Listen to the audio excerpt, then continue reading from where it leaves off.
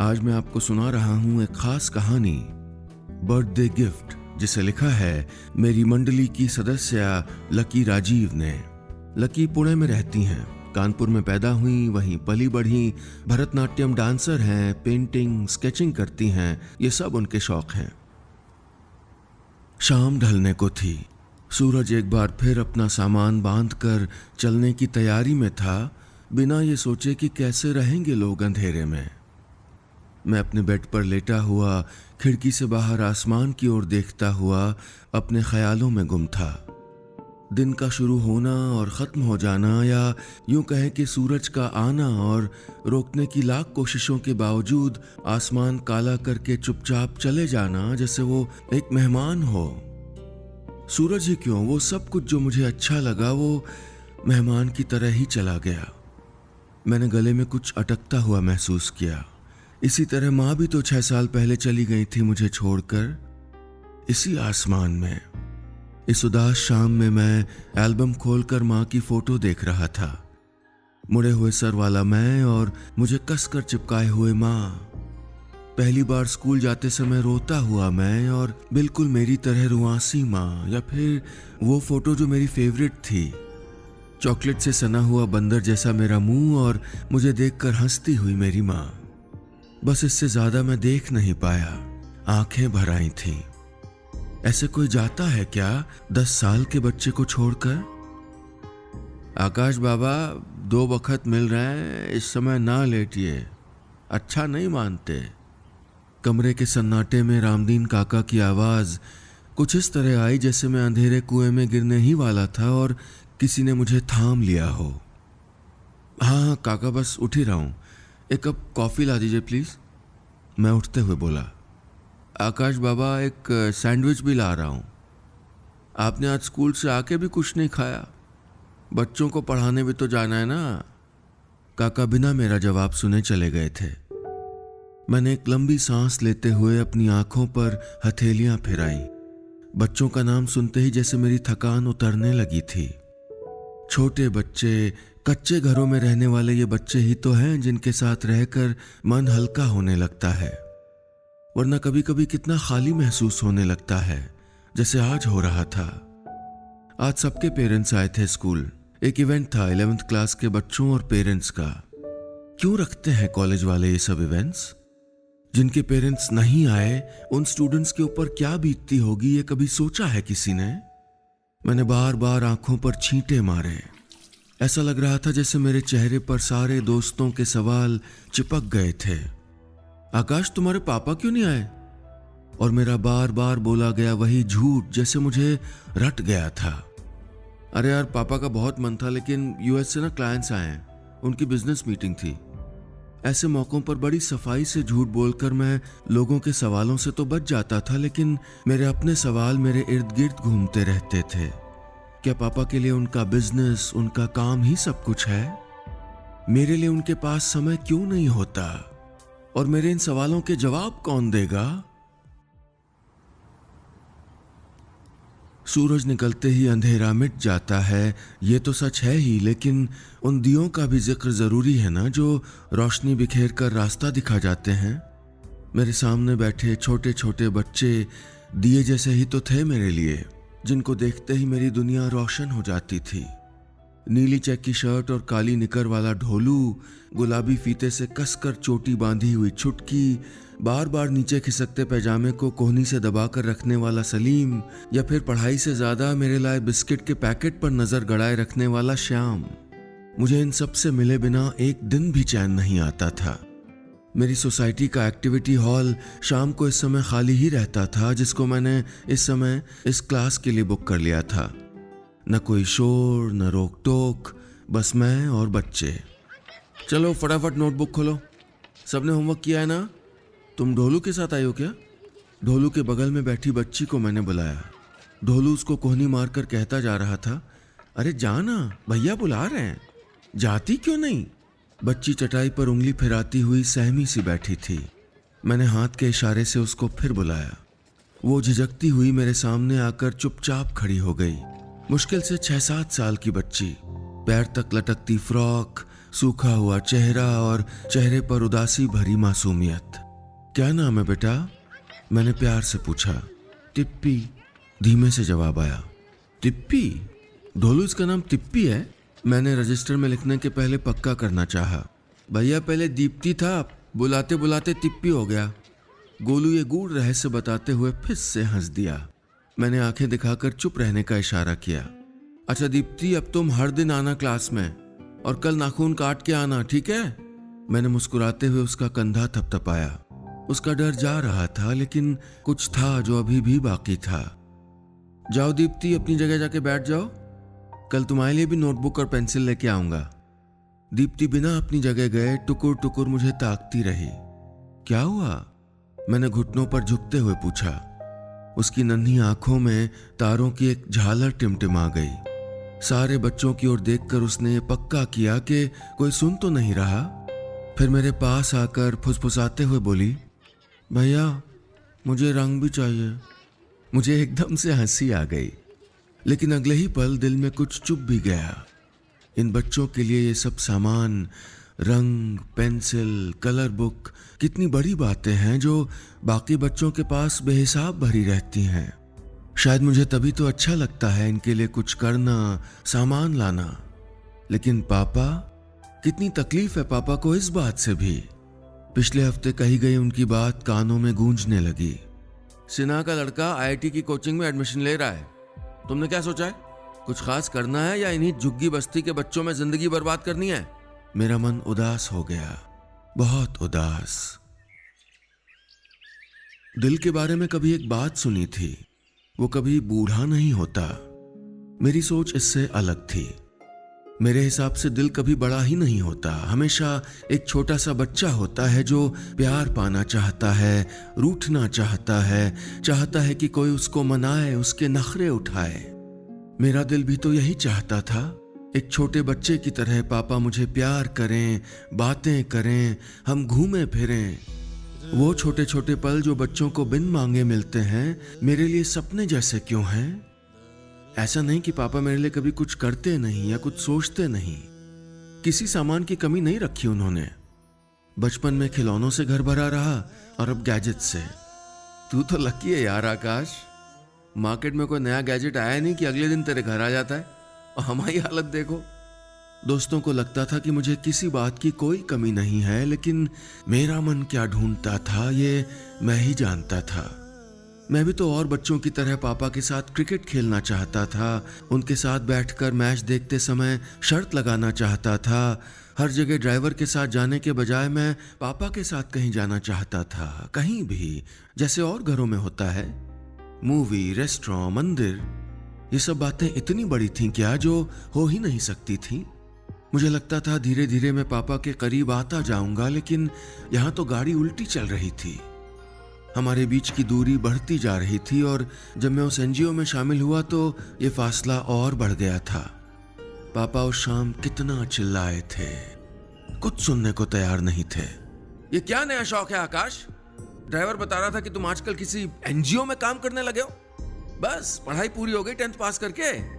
पापा मैं खाली टाइम में वो सब करता हूँ, और इसमें प्रॉब्लम क्या है? मैं सकपका गया था। मुझे नहीं पसंद है तुम्हारा उन सब जगह जाना, और मुझे कोई बहस नहीं करनी इस बात को लेकर। Stop this nonsense. पापा तो कह गए थे, लेकिन मैं रुक नहीं पाया था। हालांकि पापा की बात रखते हुए मैंने वहां जाना बंद कर दिया था और उस बस्ती के लोगों को अपनी सोसाइटी में पढ़ाना शुरू कर दिया था। लेकिन पापा अब भी खुश नहीं थे। वो आए दिन उसी बात को लेकर ताने मार जाते। बात कोई भी हो, जोड़ वहीं दी जाती। काका कल संडे है, शंकर के यहाँ से गोलगप्पे मंगवा देना, और टिक्की भी। एक दिन डिनर की टेबल पर आते ही मैंने रामदीन काका से कहा। पापा खाना खाते खाते एकदम से रुक गए थे। मेरी तरफ देखकर भुनभुनाए, ये सब ठेले खोमचों वाली चीजें कब से तुम्हारी जुबान पर चढ़ गई? उन्हीं बच्चों के साथ खाते हो क्या जाके? हाइजीन की फिक्र है कि नहीं है? मैं उसी वक्त टेबल छोड़कर अपने कमरे में आ गया था। हद नहीं है ये?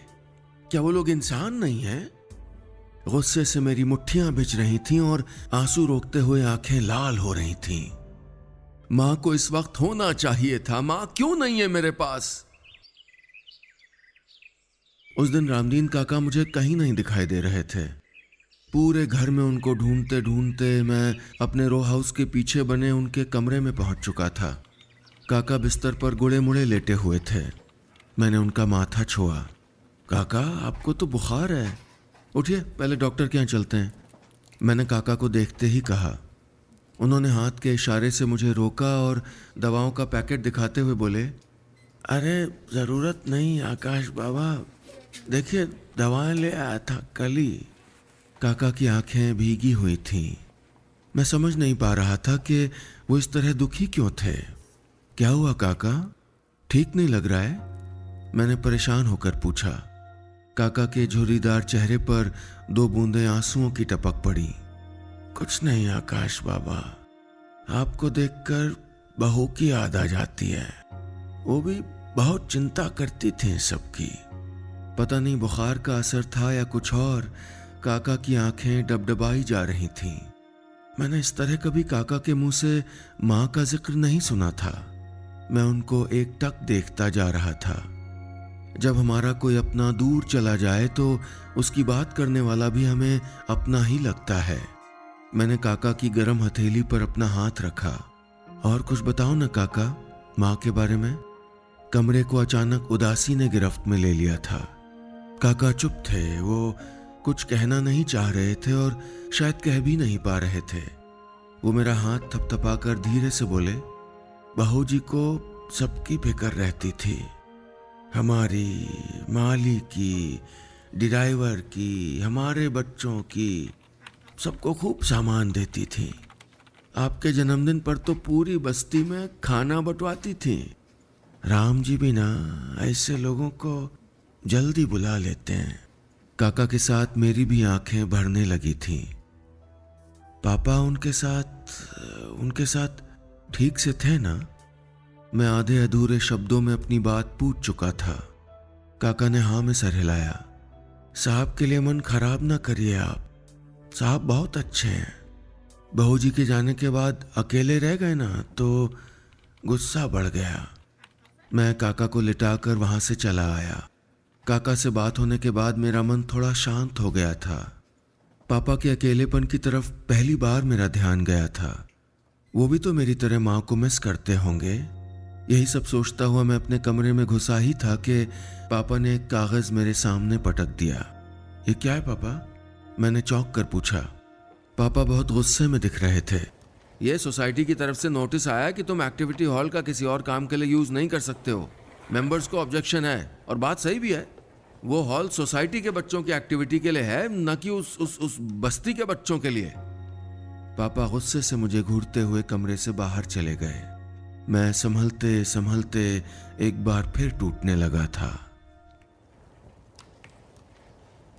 पापा से कुछ कहने का फायदा नहीं था। उन्हें तो वैसे भी मेरा ये काम पसंद नहीं था। मैंने मायूसी से सोसाइटी के नोटिस वाला लिफाफा खोला। उसमें साफ साफ लिखा था कि मेरी क्लास से सोसाइटी वालों को आपत्ति थी और वो किसी भी सूरत में उस क्लास को चलने नहीं देंगे। मुझे एकदम से घुटन होने लगी थी। लगा रो दूं जोर से। मैं छत पर आकर टहलने लगा। बच्चों के लिए क्या क्या सोचा था। उनको सिखाने के लिए नए नए चार्ट्स, पोस्टर्स लाने वाला था। वो सब छोड़ो, अब तो उनकी क्लास भी चलाना मुश्किल हो गया था। रह रहकर बच्चों की शक्ल सामने आ रही थी। क्या हालत थी जावेद की मैथ्स में, कुछ भी नहीं आता था उसको। अब कैसे फटाफट जोड़ घटाना सब करने लगा था। और मुन्नी, जिसको अक्षर पहचानना भी नहीं आता था, अब खुद मास्टरानी बन के सबको सिखाती रहती थी। और तिप्पी की ड्राइंग देखकर तो मैं खुद दंग रह गया था। क्या नहीं आता था उसको। और जब से मैंने कलर्स का सेट दिया था, वो तो हर दिन कुछ न कुछ नया, कुछ रंग बिरंगा बना के लाती थी। क्या बोल रही थी उस दिन? भैया, जब मैं खूब बड़ी हो जाऊंगी, आप जितनी, तो आपकी फोटो बनाऊंगी। ये सब सोचते हुए मेरा मन भारी होने लगा था। क्लास बंद मतलब बच्चे वहीं के वहीं। स्कूल के भरोसे क्या सीखेंगे? कभी जाते हैं कभी नहीं। और मैं कैसे रहूंगा उनके बिना? मन में 20 तरह के ख्याल आ जा रहे थे कि तब तक मोबाइल बजा। हेलो आकाश, कल शाम को डिस्क जा रहे हैं सब लोग, चलेगा ना तू भी? एक दोस्त का फोन था। मैंने तुरंत मना कर दिया। नहीं यार, मैं नहीं जाऊँगा। अगले हफ्ते से टेस्ट हैं और मुझे और भी थोड़ा काम है। हाँ, तू तो गुड बॉय है, बस पढ़ और पढ़ा। उसने हंसते हुए मुझे ताना मारा और फ़ोन रख दिया। मेरी बात कोई नहीं समझ सकता, दोस्त भी नहीं, पापा भी नहीं। मुझे तो अपने आप पर भी कभी कभी हैरत होती थी। मुझे क्यों ये सब इतना अच्छा लगता है? क्यों मैं दूसरों को तकलीफ में देखकर परेशान हो जाता हूं? क्यों मैं अपनी उम्र के और बच्चों की तरह सिर्फ अपने बारे में नहीं सोच पाता? मैंने आसमान की तरफ देखा। आज माँ होती तो किसी से भी कुछ कहने पूछने की जरूरत ही नहीं पड़ती। बता रहे थे ना काका, उन्हें खुद लोगों की मदद करना बहुत पसंद था। मैं उनके जैसा ही तो हूं, माँ जैसा। ये ख्याल आते ही मैं उदास मन लिए भी मुस्कुराने लगा था। सीढ़ियां उतरते हुए मेरे कदम अपने आप पापा की स्टडी की ओर मुड़ गए। पापा कुर्सी पर बैठे कोई किताब पढ़ रहे थे। मैंने पूरी हिम्मत जुटाकर बोलना शुरू किया। पापा, मुझे कुछ बात करनी है आपसे। अपनी छत पर वो जो रूम है, क्या उसमें मैं बच्चों की क्लास ले सकता हूँ? मेरी सांस ऊपर नीचे हो रही थी। पापा से मैंने क्लास के बारे में इस तरह अचानक आकर पूछ तो लिया था, लेकिन उनका जवाब न देना मुझे और बेचैन कर रहा था। पापा ने थोड़ी देर बाद किताब बंद करके साइड टेबल पर रखी और वहीं रखा पानी का ग्लास एक सांस में खाली कर गए। तुम्हें पता है, तुम्हारी माँ को भी यही सनक थी। पापा ने सामने कुर्सी पर बैठने का इशारा करते हुए कहा। सनक? कैसी सनक पापा? मैं घबरा रहा था। यही सनक, समाज सेवा की। गरीब बच्चे, बीमार, दिखे नहीं कि पता नहीं उसको क्या हो जाता था। पता है, तुम्हारे हर बर्थडे पर गरीब बच्चों को कहीं ले जाती थी वो खिलाने। कभी ऐसा नहीं हुआ कि हमने किसी होटल में ढंग की पार्टी की हो। पापा का एक एक शब्द सीधे मेरे दिल में उतरता जा रहा था। यही तो हूं मैं भी। पापा, आपको वो सब सही नहीं लगता था? मैंने भरे गले से पूछा। गलत तो ये हुआ ना कि वो उसी बस्ती से एक दिन तेज बुखार लेकर लौटी और फिर चली गई, तुम्हें छोड़कर, मुझे छोड़कर। पापा ने सर कुर्सी पर टिकाकर आंखें मूंद ली थीं। मैं बिना कुछ बोले अपने कमरे में चला आया। अब मुझे सब समझ में आ रहा था। माँ का बीमार होना, दुनिया से जाना। पापा को लगता था कि माँ के सोशल वर्क ने उनका बहुत कुछ छीन लिया था। मेरे भीतर खलबली होने लगी। पहली बार पापा के गुस्से पर मुझे गुस्सा नहीं आया। मैं कुछ कहना चाहता था आज पापा से। लगा कि आज नहीं कहा तो कभी नहीं कह पाऊंगा। मैंने कागज पर लिखना शुरू किया। पापा, मैं जानता हूं आपको मेरी कितनी फिक्र है, तभी आप मेरे लिए परेशान रहते हैं। लेकिन जरूरी नहीं ना कि माँ को वहीं से इन्फेक्शन हुआ हो। वो तो और भी जगह जाती थी, क्लब भी जाती थी, सोशल मीट्स भी होती थी। जरूरी तो नहीं कि उस बस्ती में जाने से वो बीमार पड़ी हो। आपके फ्रेंड तो फॉरेन ट्रिप से लौटे थे ना, तब जब बहुत बीमार हो गए थे। आपको याद है ना पापा? आप ये मत सोचिएगा कि ये सब कहकर मैं आपको अपने लिए मना रहा हूँ। आपको नहीं पसंद तो मैं नहीं पढ़ाऊंगा इन बच्चों को। मेरे लिए आप सबसे ऊपर हैं। एक बात और पापा, कल मेरा बर्थडे है ना, इस बार हम दोनों पार्टी करेंगे आपके फेवरेट होटल में। पापा वहीं कुर्सी पर सो गए थे। मैंने चुपके से जाकर उनकी किताब में चिट्ठी खोस दी। अगली सुबह कुछ आवाजें सुनकर मेरी आंख खुली। जानी पहचानी आवाजें। मैंने बाहर जाकर देखा तो दंग रह गया। ढेर सारे गुब्बारों और तोहफों से घिरे बोलू, तिप्पी, मुन्नी, जावेद सब तो थे वहां। मुझे देखते ही सब चिल्लाकर बोले, हैप्पी बर्थडे भैया। मुझे कुछ समझ में नहीं आ रहा था। मैंने रामदीन काका की ओर देखा। वो मुस्कुराते हुए बोले, सबको साहब ने बुलवाया बस्ती से। ड्राइवर घर जानता था सबके। घर में शोर मचा हुआ था। बच्चे मेरी शर्ट खींच खींच कर भैया भैया चिल्ला रहे थे और मैं सबसे बचकर पापा के पास जाना चाहता था, इस बर्थडे गिफ्ट के लिए उन्हें थैंक यू कहने।